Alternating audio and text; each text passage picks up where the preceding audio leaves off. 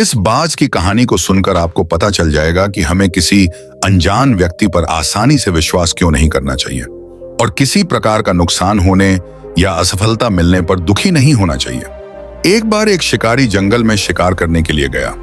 बहुत प्रयास करने के बाद उसने जाल में एक बाज पकड़ लिया।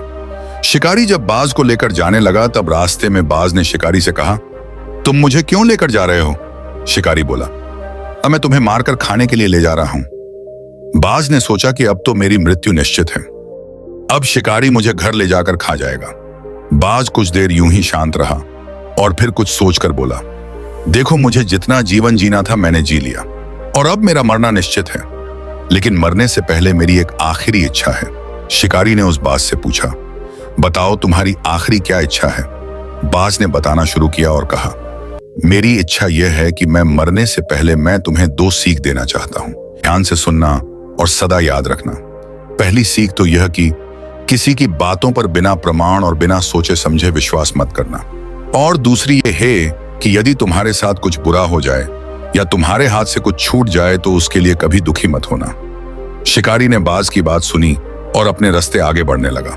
कुछ समय बाद बाज ने शिकारी से कहा, शिकारी एक बात बताओ, अगर मैं तुम्हें कुछ ऐसा दे दूं जिससे तुम रातों रात अमीर बन जाओ तो क्या तुम मुझे आजाद कर दोगे?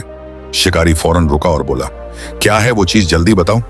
बाज बोला, दरअसल बहुत पहले मुझे राजमहल के करीब एक हीरा मिला था जिसे उठाकर मैंने एक गुप्त स्थान पर रख दिया था। अगर आज मैं मर जाऊंगा तो वो हीरा ऐसे ही बेकार चला जाएगा, इसलिए मैंने सोचा कि अगर तुम उसके बदले मुझे छोड़ दो तो मेरी जान भी बच जाएगी और तुम्हारी गरीबी भी हमेशा के लिए मिट जाएगी।